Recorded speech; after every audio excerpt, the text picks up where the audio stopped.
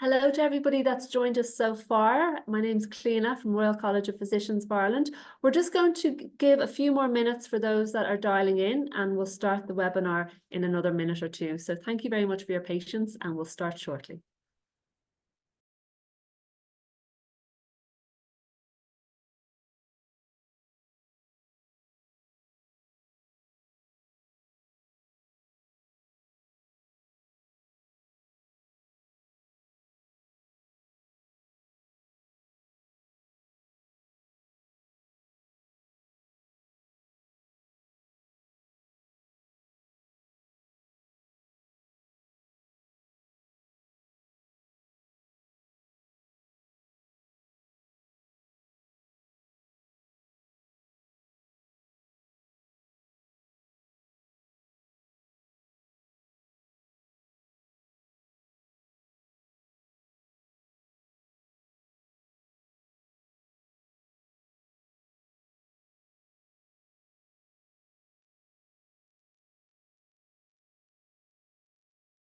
So hello, everybody. I think we'll get started. There might be some late joiners, but that's okay. So my name is Cliona Martin. I'm the Global Training and Partnerships Manager here in RCPI, the Royal College of Physicians of Ireland. So very happy to have you all here today. Just to let you know that this webinar will be recorded, and we will send out a recording to everybody who registered.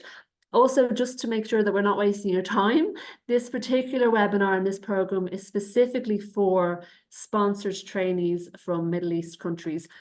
So if you're not from one of the Middle Eastern countries that has a partnership with RCPI, this is not relevant to you. There will be other pathways to RCPI, but this particular webinar will not be relevant to you today. So today we're going to hear a little bit about RCPI, a little bit about Ireland, and a little bit about RCPI from myself, Cliona. And then I'm going to pass over to my colleagues in Castell Education, Denise and Hannah, and they're going to talk about all the supports they offer during the process of accepting your offer until you join the training program. And then Dale Finnerty will be talking about all the supports that are offered to you while training with RCPI.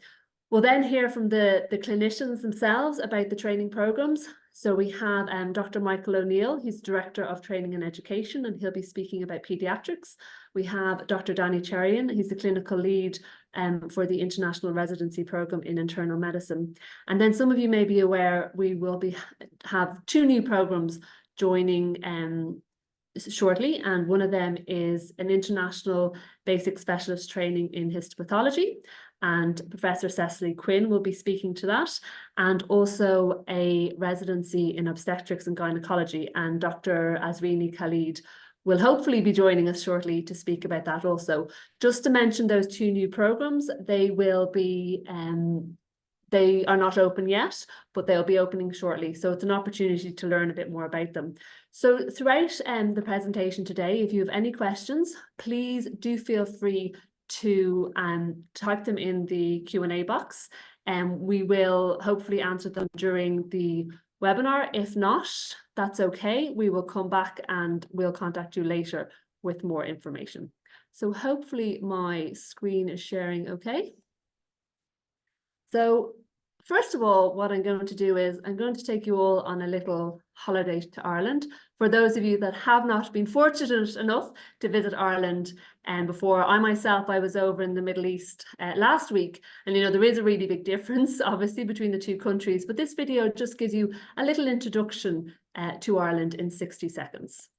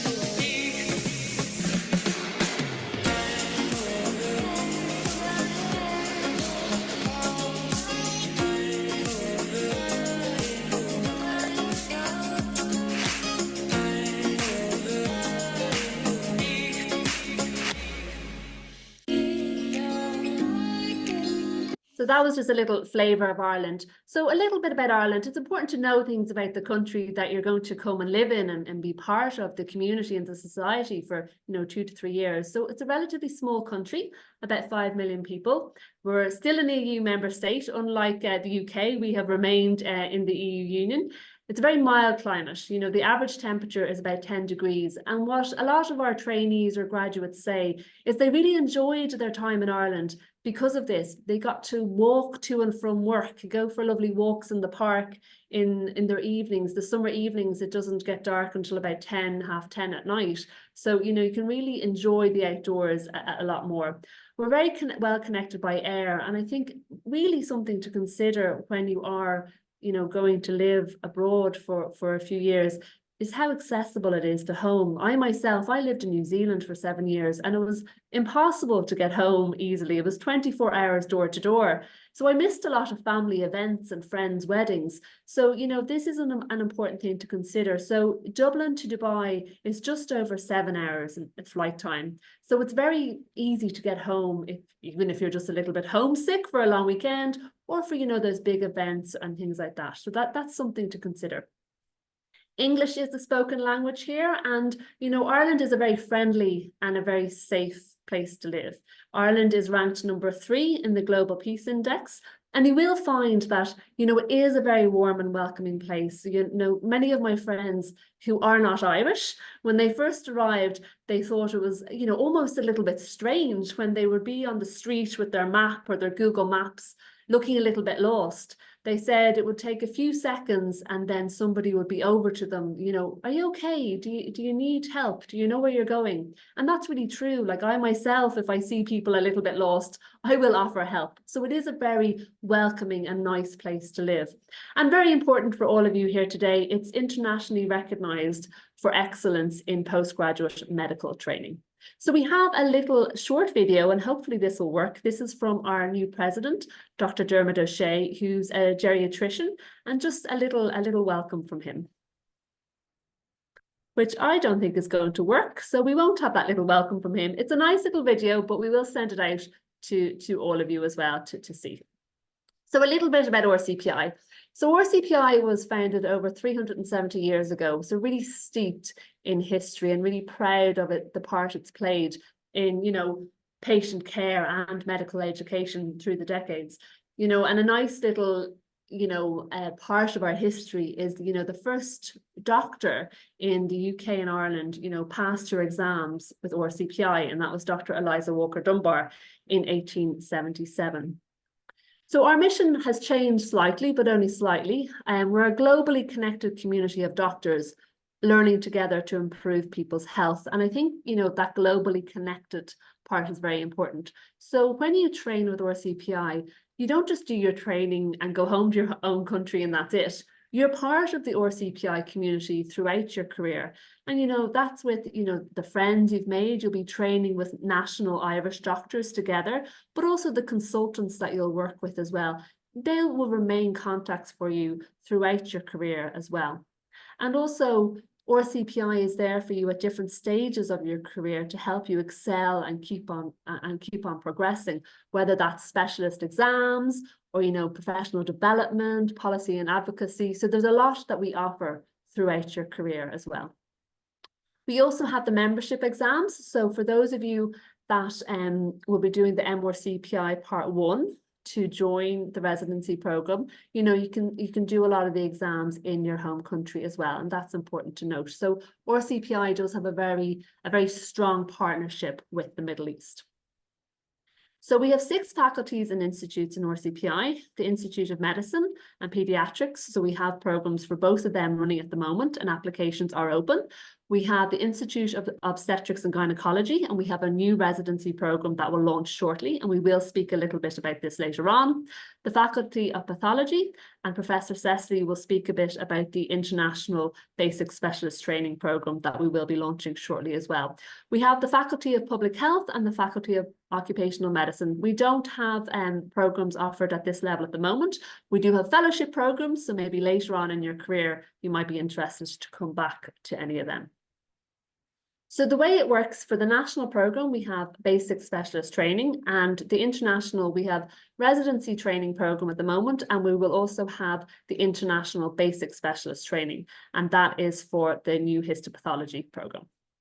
So really an important thing and something quite unique that RCPI offers is the support, and this is quite unique. You won't get this in most other countries. It's quite specific to RCPI in Ireland.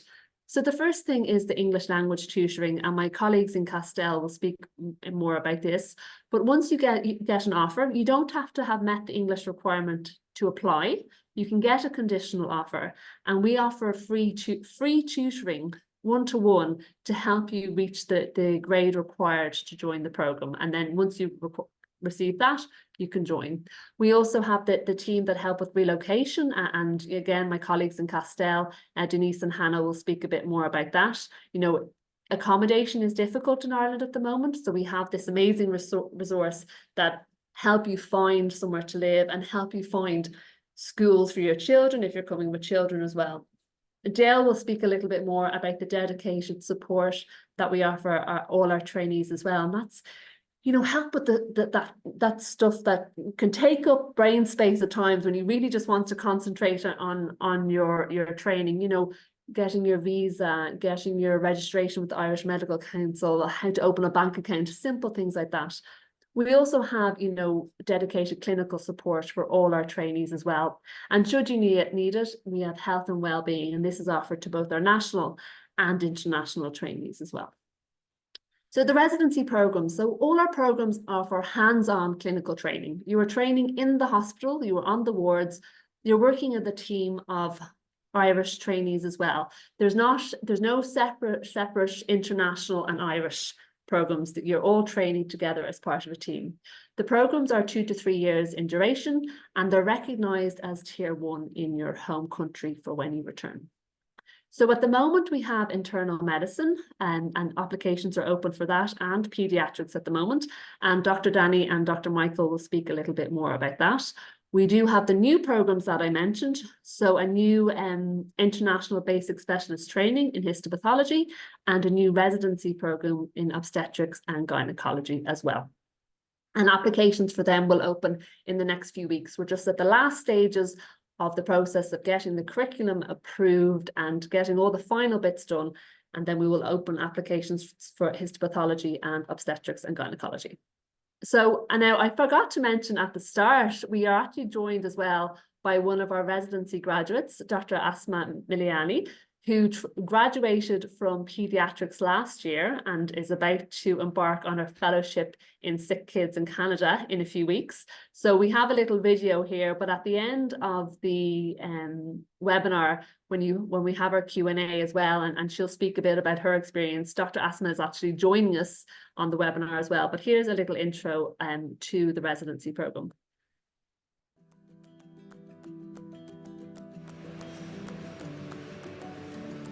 Ireland presented itself to me completely out of the blue. I was in the car and I saw an ad about it. I don't know what I was expecting when I first came. I was just very excited. One of the biggest advantages for training in Ireland is our legacy and pedigree. Many physicians throughout the world have experienced training in Ireland. So arriving in Ireland is obviously going to be very different from training abroad, but one of the things that we can always assure candidates is that they will be well integrated into the system. On this program, RCPI has been amazing. Even before coming into Ireland, they've been corresponding via email. They help you with all the paperwork, the legal stuff, the visa, tutors to help orient you to the different experience in the hospital setting that you might encounter in medicine in Ireland, helping you pass your exams as a postgraduate student. Who gets that? Who gets a tutor in a postgraduate program? That's one of the major advantages of this program that you would never find in any other country. This program is a 3-year program that is conducted in Ireland. Essentially, these 3 years are spent between 2 main training sites. 18 months will be within a level 4 hospital, which is what we would consider to be a tertiary referral centre, and 18 months within a more district general hospital where a more flavour of general medicine will be achieved. What Ireland offers is quite an eclectic group of trainers and trainees. The type of training style that we offer here, which is very much an apprenticeship style, where young doctors are involved with ward rounds, with didactic teaching, and have direct consultant supervision, but also given the autonomy to treat patients under the care of consultants, gives them a fantastic training exposure that I think is rather unique compared to other parts of the world. Our graduates have been highly successful.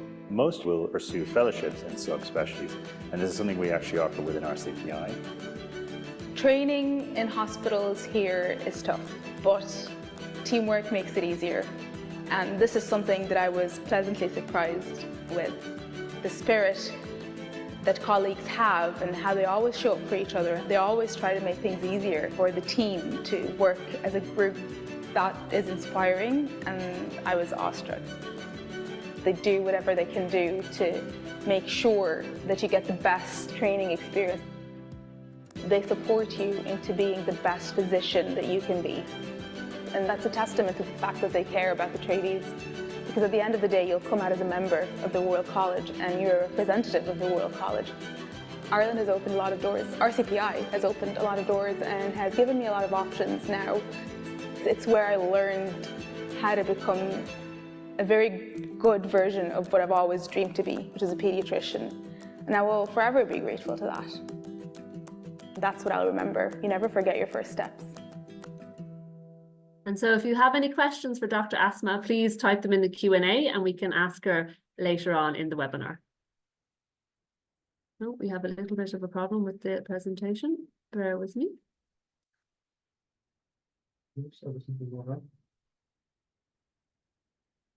No, I'm just going to stop share and we'll try again. Apologies, everyone. 1 second.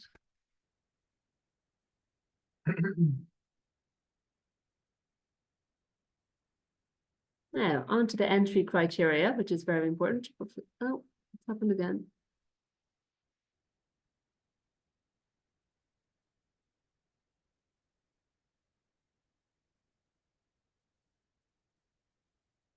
Let's try again. So, the entry criteria, so required at application, is that you have completed your medical degree through English. So you can just provide a letter from your university stating that the language of instruction was English, have completed or near completion of your internship, and provisional sponsorship by your government. So just, showing that you have that provisional sponsorship and appropriate level of clinical experience as well. So that's really what you need when you're doing the application, okay? So what's desirable on your application but not required is if you have the level of English and if you have a definite confirmed sponsorship as well. That is great to have as well. And so required, I'm sorry, I'm going to have to do this one more time. Zoom is not playing ball with us today. That's okay. So required to commence training, you'll need to have your full English language requirement. And as we said, we'll support you with that. Have achieved your additional exam. So MRCPI Part 1 is really what we recommend you do for the majority of our programs. And that's because you'll have to do Part 2 and Part 3 during your training. And again, we offer tutoring to help you get that MRCPI Part 1. Also, something that's quite nice that we need as well is just a short video. So it's just a short video you upload to YouTube. And we give you instructions, so nobody else can see that video. Don't worry, it's just us. But it's an opportunity to just introduce yourself. Let us know a little bit about yourself, your career to date, and kind of why you want to apply for this program. It can be very casual. Just think about it if you met myself or any of the clinicians or anybody on this call. If you met us for a coffee, what you tell us in 3 minutes about why you want to join RCPI. So it's nothing to worry about. It's very casual and relaxed. And don't worry, it's very private. Only the clinician and myself will see it. So don't worry. So the applications for internal medicine and paediatrics are open now. They will close on the 21st of July. We'll interview in September, October, and we try to get the offers out, straight away. We know interviewing and applying, it's a stressful process. So we do try and let you know the outcome very soon. And then you would start in post in January 2026. That might seem like a very long time, you know, interviewing in September, October 2024 and starting in January 2026. But it's to give you that time to, you know, finish your internship, you know, prepare and really be prepared to take the MRCPI exam or equivalent, as well as getting your English language requirement. So you do kind of need that time. So you could, when in January 2026, you have everything sorted and you're really ready for the move and to take this opportunity and start your training as well. So a little bit about Ireland. You know, the main training sites for a lot of our programs are in Dublin. Sometimes you might be in Galway, Limerick or Cork, but you know, Ireland is a small country. You can drive from Dublin to Galway in 2.5 hours. So we won't move you to different cities in the same year. And normally you will be in the same city for the duration of your training, but sometimes you might be in another one, but you'll have one year in one site and then another year in another county city potentially. So really important, you know, advice people looking for to have a standout application. You know, we do have a small number of places, so you do really want to put a lot of work into your application. So you won't sit down and get it all done in one go. You'll have to come back to it and kind of spend time on it. So the first thing is to really do a really good CV. You know, there's lots of tips online, lots of videos giving you helpful hints of how to prepare a good resume or CV. So spend time on that. This is your first opportunity to really sell yourself and show all that you've achieved and you know what goals you've reached so far in your career. You know, get somebody else to read over it as well, like have somebody else have a glance over it. This has to be really good. It's your first introduction to RCPI. Make sure that you have all your supporting documents, you know, read the list, make sure everything is there. Demonstrate an interest in your chosen specialty. You know, if you've attended conferences or anything like that, make sure you include that as well. If you have any specific experience, again, you know, don't leave anything out. Let us know everything that you've done. And if you have any experience in research or audit, or I know it's often called quality improvement, and make sure you include that as well. And if you have any of the MRCPI exams, include that as well.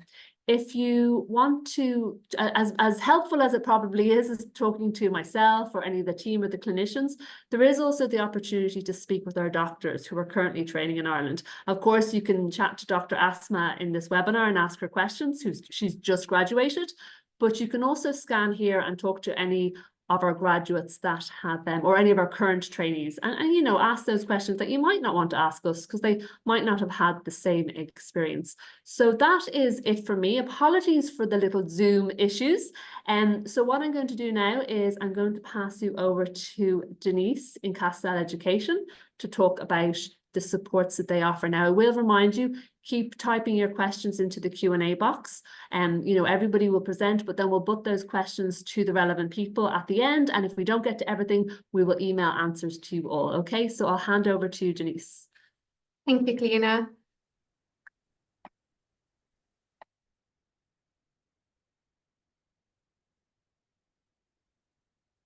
Good afternoon, everybody. My name is Denise Healy. I'm Centre Director of Castell Education. I'm joined by my colleague Hannah, who's Head of Postgraduate Services. And in this session, we're going to speak about the relocation services that are available to you as an RCPI postgraduate trainee. So we have been supporting postgraduate doctors coming to Ireland for over 10 years now. So we're very experienced in meeting your needs. We know that it is daunting to move to a new country. So all of these supports are in place for you to make that transition as smooth as possible.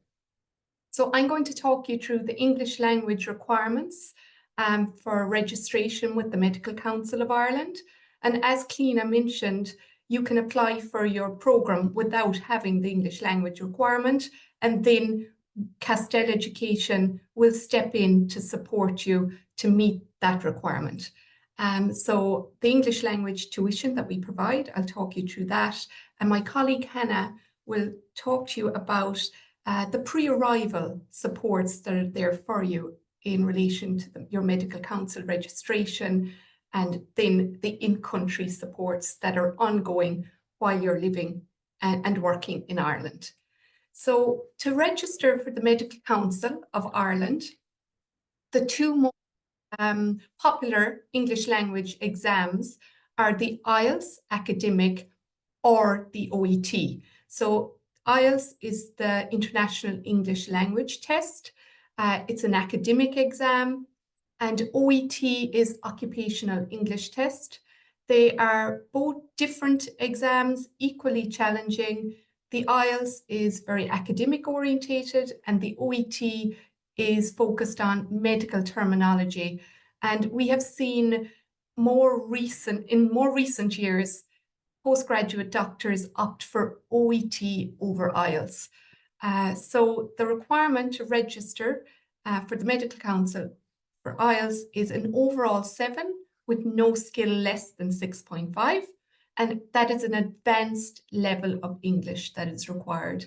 And the same with OET, it is a B in each skill: listening, reading, writing, and speaking.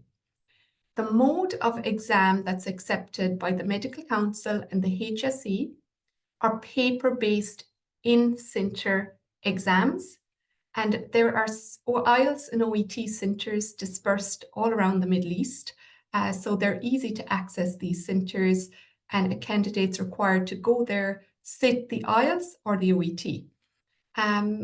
Candidates also have an option of computer-based assessments in centre. So it depends on a doctor's preference if they prefer handwriting on paper versus typing on a computer. So those two options are available and they're accepted by the Medical Council.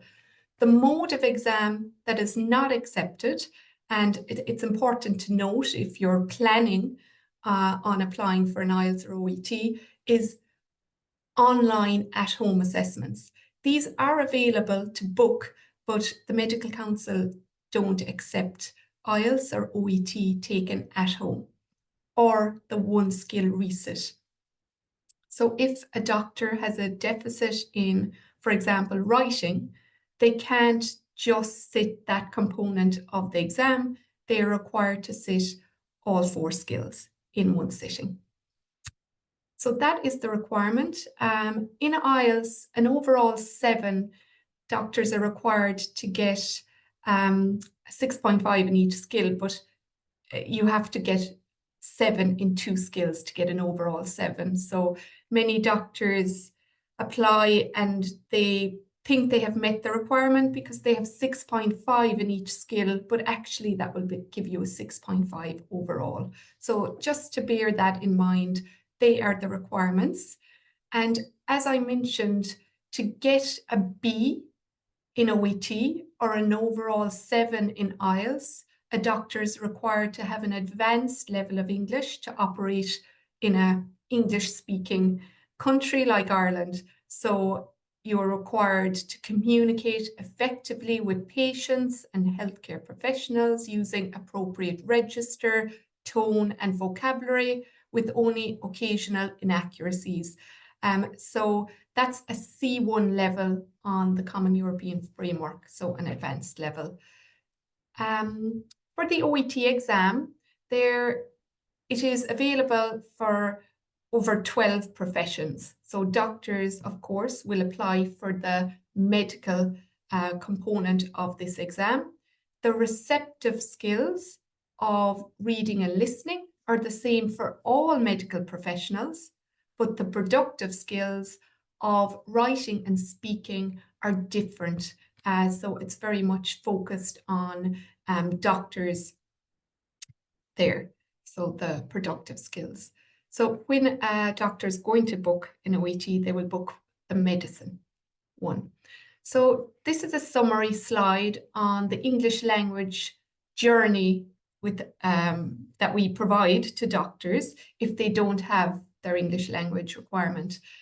So after your application is approved, you would be referred to Castell for our tuition, and we introduce each doctor to the exams of OET or IELTS. We gather information on which exam might be more suitable to you. Some doctors have previous experience of IELTS. They may have taken it 10 years prior to application and they would like to remain with that particular exam, and that's fine too. We work with the doctors on their preferences. we assess your level on entry, and we focus on any deficits you may have in any particular skill. We assign each doctor to a professional tutor who are experts in OET or IELTS. Sometimes they are examiners in those particular exams, and they really provide intensive online tuition to prepare the doctor for their sitting. And hopefully that sitting would be once only, and they would meet the requirement. So we do initial diagnostic assessments, and we provide a correction service, one-to-one speaking, and this is all individual, tailored English language support to help you reach that level as soon as possible. We also report on doctors' progress and engagement to RCPI regularly, so that we can commit to each doctor and their needs. When a candidate's ready to sit an exam, they apply in their own country, and then we follow up with their results, and we review them and advise and signpost them on the next steps. If they've met the requirement, we assign them to the head of postgrad services, where they start in the relocation supports, the medical council, or else if they do not meet their English language requirement in their first sitting, we continue to support the doctor for their next available date, or when they feel ready and confident to resit the IELTS or the OET. So typically that's an English language journey. Sometimes doctors are 1 month or 6 months preparing for their English language. It depends on their entry point. But we work closely with them to fill their linguistic gaps and get them up to that advanced level that's required. So typically, if a doctor has met their IELTS or OET on application, they go straight to the relocation supports, which my colleague Hannah will speak about. If a doctor is short in one skill in IELTS or OET, typically they require 6 weeks one-to-one tuition before their exam. If a doctor is short in 2 skills, or they do not have any IELTS or OET experience, we recommend at a minimum of 8 weeks to get them up to that advanced level. But this varies, and it depends on the learner and their entrance language level. But we're there to support them with their linguistic requirements for as long as they need. So that's on the language academic supports that Castell Education provides. I'm going to hand you over to my colleague Hannah, who is going to speak to you about the relocation supports that are provided by Castell Education. Thank you very much, Denise. Good afternoon, everyone. As Denise said, my name is Hannah, and I'm the head of postgraduate services here at Castell Education.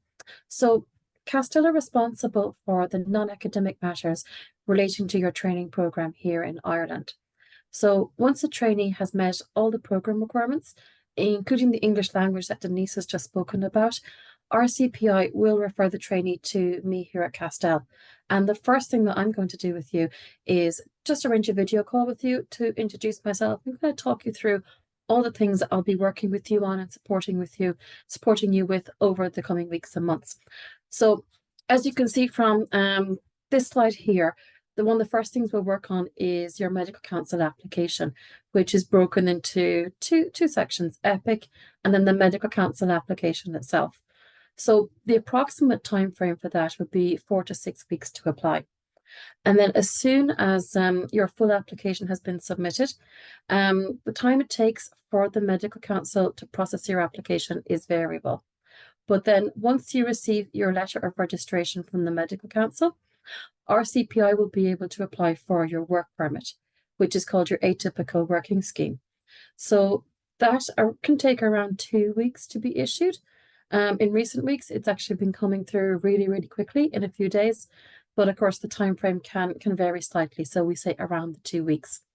And then once your work permit has been issued, we here at Castell will send you guidelines to help you complete your visa application, both for you and your family if you're bringing them with you.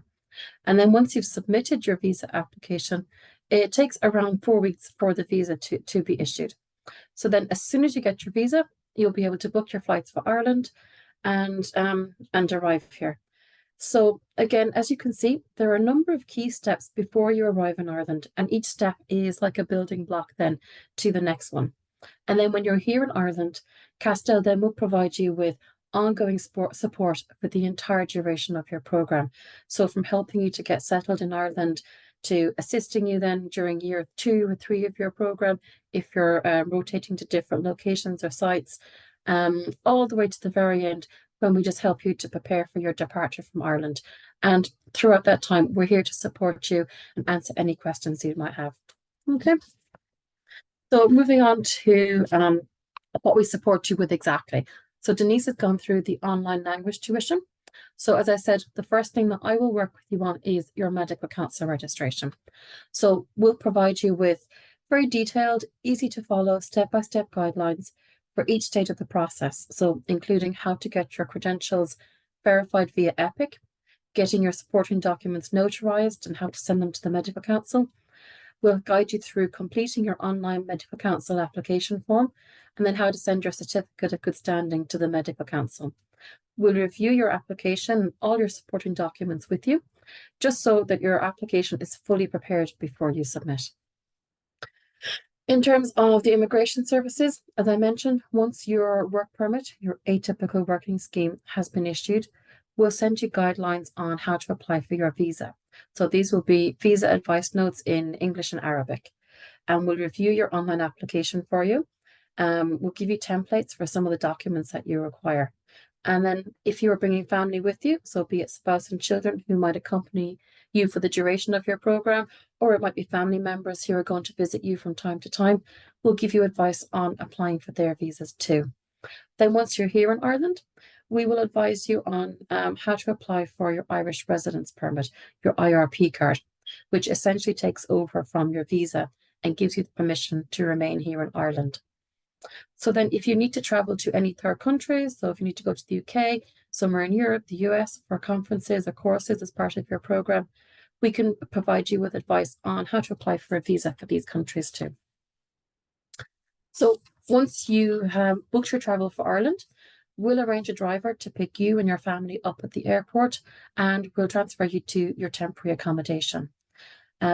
We will provide you with a very personalised welcome pack upon arrival, and it'll contain useful information on accommodation, utilities, mobile phone options, banking, how to get your IRP card, etc., and some local orientation information, as well as a checklist of things to prioritise after arrival. And during this transition period, we'll provide an out-of-hours support service to you as well, just in case of anything urgent should come up. We'll also arrange a welcome video call with you, just to talk you through again what you'll be prioritising during your initial weeks here. So accommodation is a big thing for doctors. It can be something that they're very concerned with because the market in Ireland is very challenging. But again, we're here at Castell, we'll support you every single step of the way in your search for accommodation. So we'll provide you with information and advice on temporary accommodation options, so hotels and short stay apartments for your initial weeks here in Ireland. We'll work with you to establish your accommodation preferences, and then based on your requirements, we can make recommendations and send you options for permanent accommodation. Then closer to your arrival date, we'll arrange appointments for you to view properties that you're interested in. And then we're happy to liaise with the agents and landlords on your behalf and help you with submitting the applications for any properties that you're interested in. Once you've been accepted for a property, we'll review your lease for you before you sign and then provide you with move-in advice, as well as advice on setting up your utilities.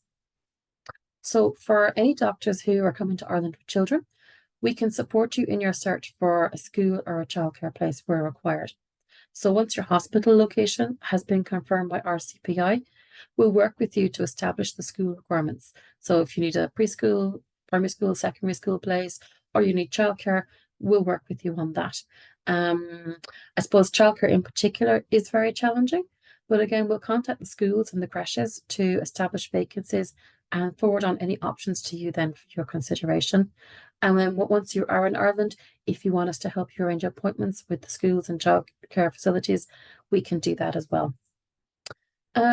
So once you're in Ireland, you're settled with your accommodation, maybe the schooling, we'll just help you and give you a lot of information and advice on, just settling down. So in terms of getting sorted with an Irish mobile phone number, opening an Irish bank account, setting up the rest of your utilities, so like TV and things like that, helping you obtain your private health insurance.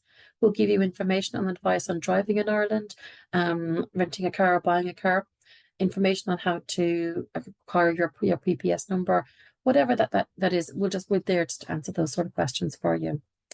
We'll also give you some information on the local area. So, for example, if you need to register with a GP, we can research and send you GP options close to your accommodation. We'll give you information on the local public transport options in your area. And then contained within your welcome pack, we'll also give you some information on local prayer facilities and ethnic food shops. So, as I mentioned, Castell is here to support you throughout the entire duration of your program.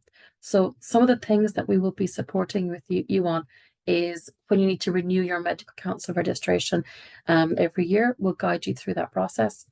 You'll also need to renew your IRP card annually. So again, we'll guide you through that when that time comes. As I mentioned, if you're rotating to a new clinical site for year 2 or 3 of your program, we can help you again, so moving out of your accommodation and finding new accommodation in your new location. Again, if you have further education requirements for your children, we'll support you with those. Again, as I mentioned, if you're going to a third country, we'll help you with those visa applications. If you have family members who want to come and visit you throughout your time here, we can guide you on their visa applications. And then at the very end of your program, we'll provide you with information and advice on moving out of accommodation, closing your bank account, and helping you make your final departure arrangements. And as I said, anything kind of a non-academic nature that you might have questions, queries, concerns about, always feel free to contact us here at Castell. So I hope that gives you just a little bit of insight into what Castell's role is here and how we try to make your transition to Ireland that little bit smoother. So thank you for your time. I'm going to hand you over now to Dale in RCPI. Thank you so much, Hannah, for that. Give me 2 seconds while I just share my screen.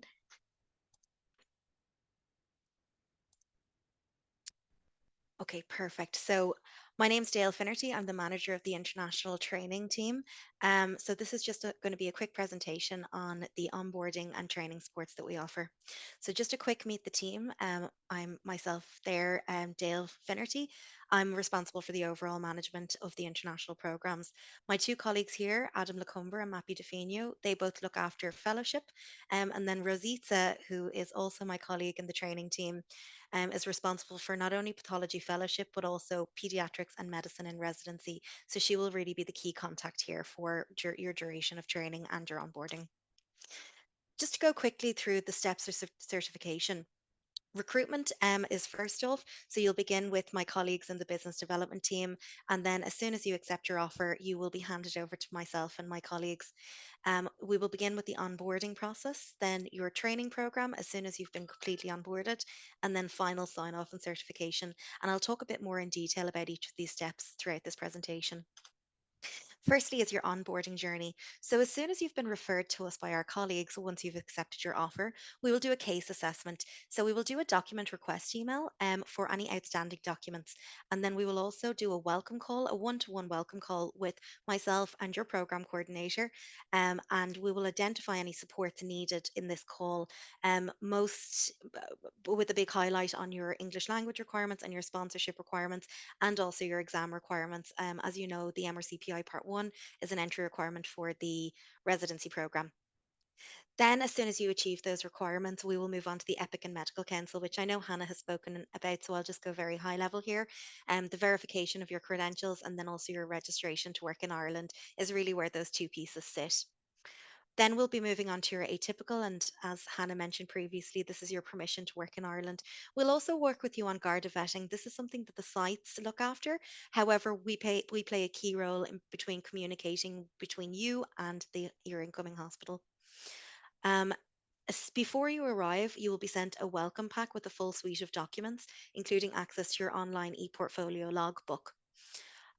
Was before you start, the Friday before the Monday start date, we hold a tailored induction to integrate you into the Irish healthcare system. And this is always a fun day. Lunch is provided. There is a room booked, and it's also an opportunity not only for you to meet with the team, but also for you to meet with your new colleagues who are also on the program. Moving through then is your training journey. So the usual start date is July. However, I understand that the residency program will start in January. The induction and commencement and post will take place. The second month of your course, we will always be looking for you to book onto courses and you agree your study leave at that point. The third month, we will be looking for you to agree your training plan. And then in your fourth month, you will be doing your quarterly review and site visits. So your quarterly review will be managed through your ePortfolio logbook. So it's very simple. We try to make it as simple and as easy and user friendly as possible. Then we're moving down into November, where the training intentions will be looked at. Then into December, where we will be doing another mid-year assessment. In January, we'll be confirming your rotations with you, and then in February, another quarterly review. Towards the final 4 months of the year, this is really when we're asking you to make sure that your logbook is fully up to date. So this would be ahead of your end of year assessment. The program director would be taking a look at your ePortfolio to make sure that you've met your curriculum requirements. The third month before June is always in April because the medical council rollover takes place in July. We would be looking for you to renew your medical council certificate, and again, you would be working with Hannah on that. And then in the final month or month before your end date, we would be holding your end of year assessments. If you have any questions, please enter them into the answer box, and I'm happy to answer any questions you have. I'm going to hand over now to my colleague, Prof. Danny Cherian, and thank you so much for taking the time to listen.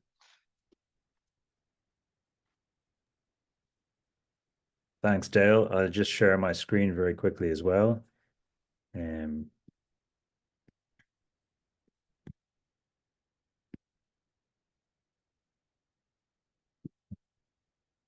Okay, hopefully everyone can see this. Thank you so much for joining. You're all very welcome here. My name is Danny Cherian. I'm a consultant gastroenterologist and the lead for endoscopy in Beaumont Hospital and RCSI University in Dublin. And I'm also the program director for the International Residency training program. So I'm very happy to be able to just talk you through a few slides about what residency in internal medicine means here in Ireland for prospective candidates.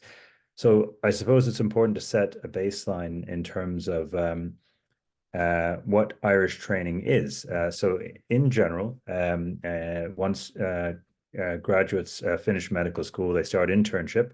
This is a year and typically involves rotations through medical and surgical specialties. They're called interns. Then candidates are competitively through interview appointed onto a BST program if they want to pursue medicine. This typically is 2 to 3 years.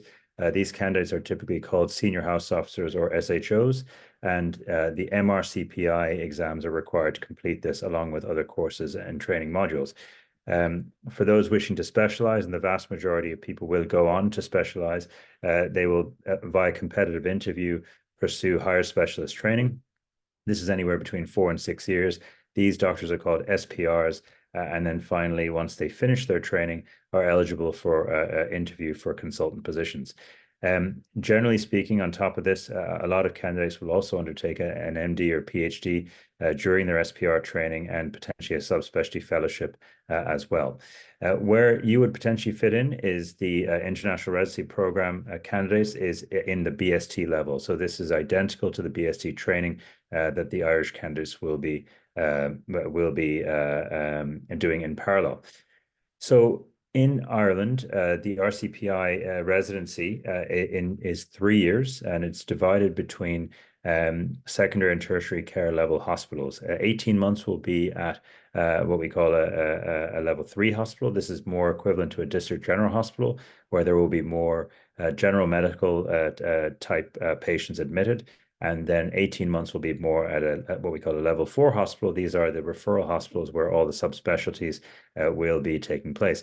In truth, at both types of hospitals, subspecialties and general medicine happen, so there'll be a continuous training opportunity in both medicine and subspecialties during the 3-year program. 3 out of the following core internal medicine rotations are required to complete the training program, although the vast majority of trainees will do all of cardiology, endocrinology, GI, medicine for the elderly, and respiratory. And of course, there will also be opportunities and would be strongly recommended for doctors to rotate through the following specialties that you see there as well. Depending on the availability of the program and successful completion of MRCPI, etc., candidates may be afforded the chance to do a type of elective in their last period of time in training, during which, for example, if they want to do another rotation in cardiology, should they wish to pursue a subsequent fellowship, or renal or immunology, that we would do our best to try and accommodate that towards the last rotation of their training. And as mentioned before, achievement of MRCPI is a requirement for completion of the training, along with the training assessments and final assessments as well. So life in hospital, the team structure generally is headed up by a consultant, followed by registrars or SPRs. The BST or SHO as an international trainees will come under that, and they will then in turn supervise the interns. So there's a multi-level level of for the team, but at the same time, as mentioned before, it is a very much team-driven approach. Everyone has their roles and responsibilities. Everyone helps each other out, but you will definitely be at a position where you will have autonomy, but also have a lot of support on the ground, which I think is welcomed by most trainees. A typical day will involve ward rounds where patients need to be seen, examined, and appropriate notes documented. That's, I'm sure, not different to what you're used to. A large part of work here will involve discharge planning, identifying issues with regards to patient discharge. As you know, our aging population oftentimes have other comorbidities that sometimes result in challenging discharges from an occupational health or social work standpoint. And generally speaking, there's formal consultant teaching rounds 3 days per week, during which time you'll be no doubt asked to present patients, ask clinical questions, and go through any discharge issues that may arise. Scheduled care is a term for outpatient clinics. These are elective patients coming into clinics, say cardiology or GI clinic. There are several day centers depending on the hospital. For example, the renal day ward, diabetic daycare center, endoscopy facilities, and there will also be exposure to subspecialty procedures such as angiography, endoscopy, bone marrow aspiration, depending on the specialty you are linked in with. Unscheduled care, and this is probably where you do the most of your learning for general medicine, is involved with the team being on call for emergency admissions, or what we call unselected take. This is whoever gets referred to the medical team on call. The team is responsible generally from admission till discharge, and some hospitals will find that a patient, say with liver disease, that patient will then be transferred to the GI team, for example. There's some variation between hospitals. And of course, you'll be part of an arrest team or a rapid response team on a rotational basis as well. So I'll finish up there, and I'll be very happy to answer any questions towards the end of the session, and I'll pass you on to my colleague, Prof. Michael O'Reilly, to talk you through, Michael O'Neill, to talk you through the pediatric residency. Thank you. Thanks very much, Danny.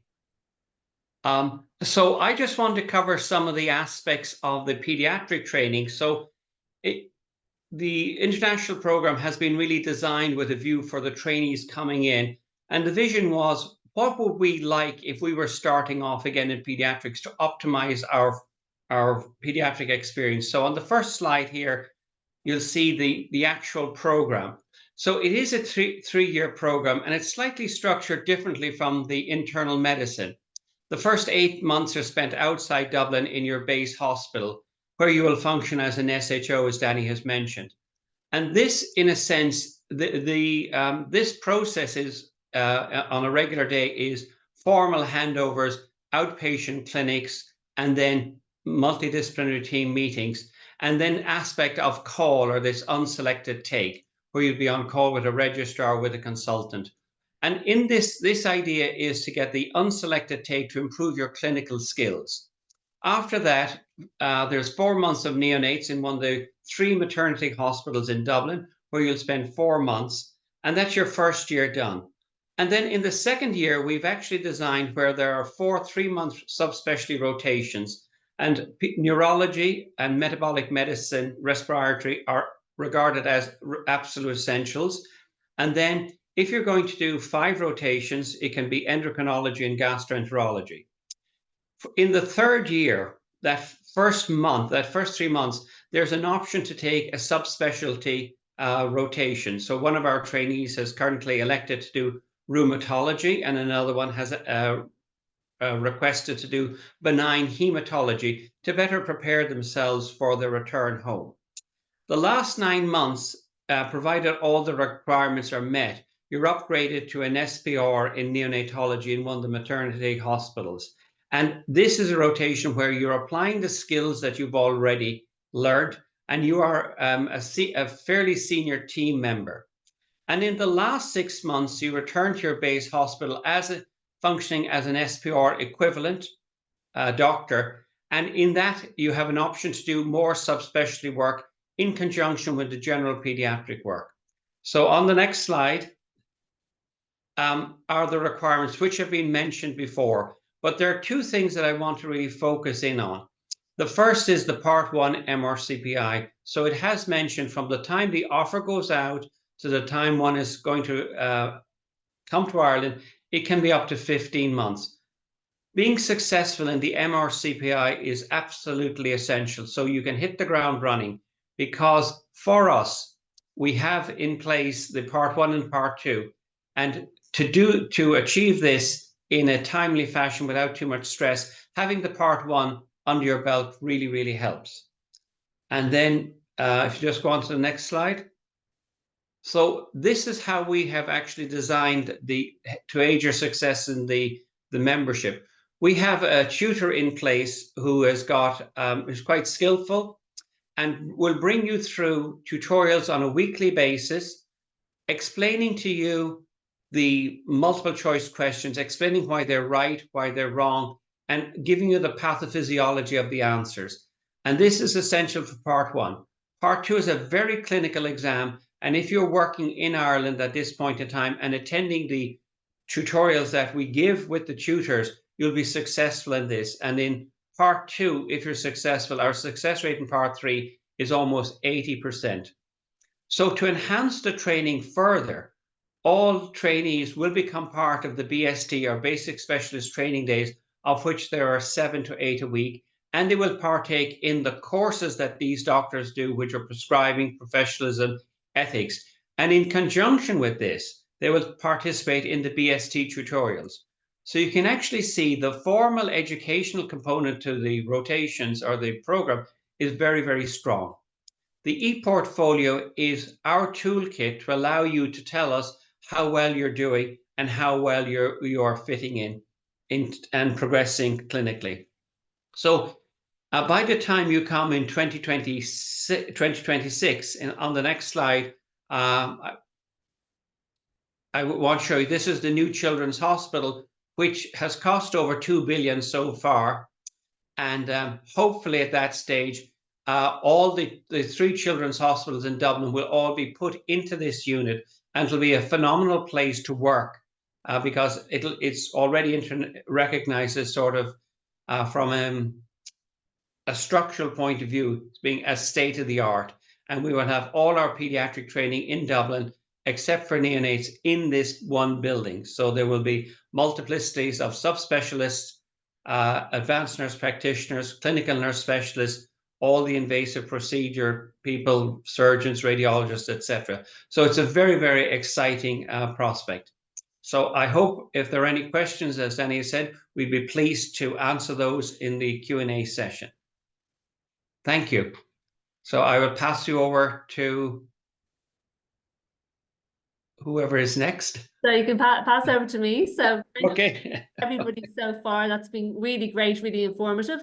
To everyone joining us online, keep the questions coming in. I know the team here is answering a lot of them as we chat. So I'm going to pass you over now to Professor Cecily Quinn to speak a little bit about the new International Basic Specialist Training Programme in Histopathology, which we hope to launch shortly. So over to you, Professor Quinn.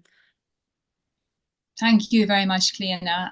I hope you can all hear me. Good afternoon, everybody. I'm just going to talk a little bit about the newly developed and developing basic specialist training program in histopathology. At the moment, we're developing this program and seeking approval and hope to be ready to go live in 2025.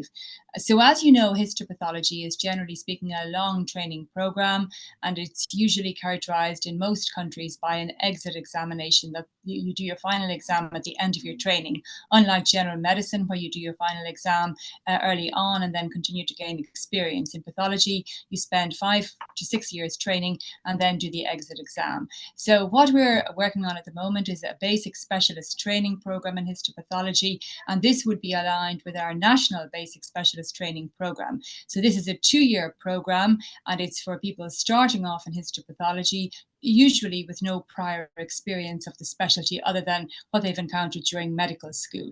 So in this program, you would be based in a teaching hospital, and you would probably rotate to at least 2 different departments. And those training sites are in Dublin, Galway and Cork, the 3 major cities in Ireland. So this is very much then an introduction to histopathology. In the first few months, you spend a lot of time observing and watching how other people do things, and then you begin to contribute yourself to the service. So it's very much an apprenticeship program, and it focuses on surgical pathology first of all, which is really the mainstay of our practice. So during this time then you would learn the principles of macroscopic dissection. That means you would learn how to examine specimens in the gross state, look at resection specimens and see how we dissect those and how we take blocks with a view then to assessing what's going on in that particular specimen and to reaching a diagnosis. So that's the macroscopic stage. Then you would learn how to use a microscope. At the moment, we're still using microscopes in Ireland. In many countries, they've moved to digital pathology, but we haven't quite done that as yet. So the principles then of microscopy are how to assess a case, be it a biopsy or multiple blocks and slides from a large specimen. And then in particularly when dealing with cancer cases, you would learn how to formulate the prognostic indices. And so build a picture of what features characterize a particular patient's cancer, and those characteristics of course will determine their prognosis and increasingly determine the type of therapy that they will go on to receive. So having done all of that, then you learn how to construct a clinically relevant report.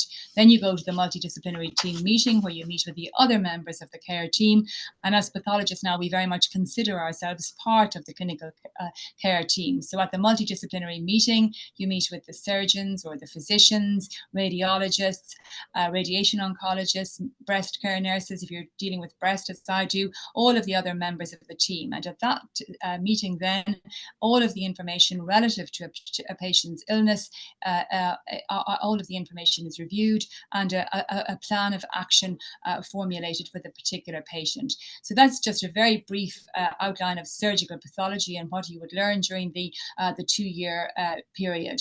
Then we also, of course, provide training in cytopathology, which is the study of cells rather than tissue. And then where required, not every trainee requires autopsy training, but that is part of our routine training here in Ireland.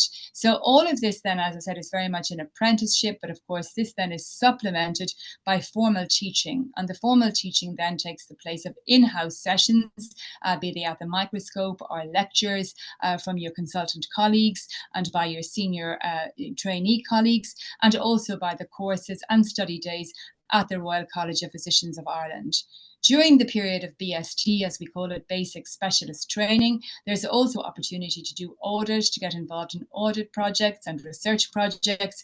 Now, coming on then to the exam, the examination structure that we follow, we do the UK F4C PATH examination here in Ireland. So we have part 1, and then there's part 2, and there's also a separate autopsy exam. So many of our trainees don't actually do the part 1 until they have started on the higher specialist training program. So it is possible to do it during the course of the basic specialist training program, which is a 2-year program, but many trainees wait until they've advanced to the next stage of training. So exit then from the basic specialist training program is very much based on the assessment that's provided by your particular trainer and by your consultant colleagues. So once you've got satisfactorily been deemed to have made satisfactory progress during the basic specialist training program, you're ready then to progress to your next stage of training, which will be the higher specialist training. And it is envisaged that you may well do that in your home country, or it is possible we may work on providing that higher specialist training here in Ireland also. So that's just a very brief overview of the proposed basic specialist training program. And if you do have any questions, you can ask them right now, or please feel free to email the college and they'll send the emails on to me and I will reply to you. Thank you very much, Cleana. That's fantastic. Thank you very much, Professor Quinn. So very exciting to have that programme joining our offerings now soon. And so the other new programme that we have that will open shortly as well is a residency in obstetrics and gynecology. And I believe Dr. Azrini Khalid is with us as well. She has her clinic today, but she's made time for us. So hopefully, are you there, Dr. Azrini, to join us and tell us a little bit about the programme, please? Yeah, just in there now. Anyway, thanks very much. So my name is Dr. Azy Khalid. I'm one of the NSDs for National Special Directors for the Basic Specialty Training in Obs and Gynae in Ireland. I'm a consultant in University Hospital Waterford and have a special interest in minimal invasive surgery and ambulatory gynecology. So I suppose we're excited to pilot this international residency training program in Obs and Gynae. And what I wanted to talk about is maybe how this would compare to the basic specialist training that we currently run in Ireland.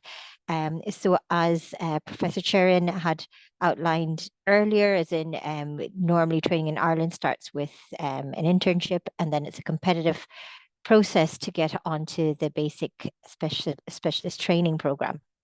And the curriculum for the BST in obstetrics and gynecology is available on the RCPI website. So it's a 3-year program where the first 2 years will be in a senior house officer post or an SHO post, and the 3rd year will be as a junior registrar. And the reason that Obs and Gynae BSc program incorporates this junior registrar year is because there is a huge jump, I suppose, between an SHO and Obs and Gynae to a registrar post, and the responsibility significantly is different and much higher risk. And therefore, it's useful to have a junior registrar post within the BST program so that trainees who exit the BST program are able to function as a registrar. So I suppose as an overview, the BST, the BST in the first 2 years, I suppose, is divided into 5 hubs, and these would include 3 Dublin hospitals, the South Group and the West Group, and each of these hubs will have their main index unit with rotations through peripheral units as well. And the junior registrar posts are mostly in the main 5 index hubs. So I suppose where the IRTP comes in, this will be comparable, we hope, to the BST program. We are going to start small, as in maybe having 2 trainees, so that we'll be comfortable that these that our trainees settle in okay, and this also will give us an opportunity to troubleshoot if there's any issues. But again, it will very much mimic the BST program. So in terms of curriculum wise, again, the curriculum is easily accessible on the RCPI website, and it's an outcome-based curriculum. So through each of the breakdowns of the curriculum, you have general clinical skills, then you have early pregnancy skills, antenatal care, labor ward management, obstetric emergencies, and then under gynecology, you also have general gynecology, as well as introduction to each subspecialty. And it's really only when you progress into higher specialist training that you might decide to go into any of these subspecialty in much more detail. But at the BST level, or at this IRTP level, residency program level, it will be an introduction, as in the basics, to each of these subspecialties. So within each of these breakdowns of the curriculum, there will be particular requirements in terms of, for example, like OSATs, case-based discussions, mini KEXs, and all these are to demonstrate competency in each of these areas at that basic specialty level before finishing the program. As a requirement to finish the program, you will have to pass the MRCPI Part 2 in obstetric and gynecology. And this will involve a written element as well as an OSCE at the end of this. As part of the curriculum as well, there will be mandatory courses to cover different elements of the curriculum, and there will be multiple study days as well that you will need to attend. So I suppose that I guess that summarizes the current BST program in obstetric and gynecology, and I suppose I would envisage that the IRTP will very much mirror this, including assessments and whatnot as well during the year. Yeah, that's fantastic. Thank you so much, Doctor, and thank you for taking time out of your clinic to join us today. We really appreciate it. And it's very exciting to have these new programs that are going to join us shortly. So that's it from our main speakers, but we have some questions. But first of all, I'd like to introduce you to Dr. Asma Miriani, who graduated last year. Hello, Dr. Asma, how are you? So can you maybe, tell us a bit about your experience about living and training in Ireland? Maybe a little bit about yourself as well. Yes, definitely. So my name's Asma. I come from Jeddah, Saudi Arabia, and I joined the IRTP program straight out of internship from medical school. So in general, my experience has largely been positive. It was challenging at the start, of course, as any new venture would be. I think it's a wonderful opportunity that I was very lucky and fortunate to have, not just to learn a lot about pediatrics, but also how to function within a professional setting, work as part of a team, and just generally a great life experience. I think Ireland was a great starting point. It's a small country, very safe, people are very friendly, and it's much closer to home. So in general, I think it was a lovely opportunity, really, from that regard. Fantastic. And maybe a little bit about your actual training. So you were with us for, was it 3 years, Dr. Asma?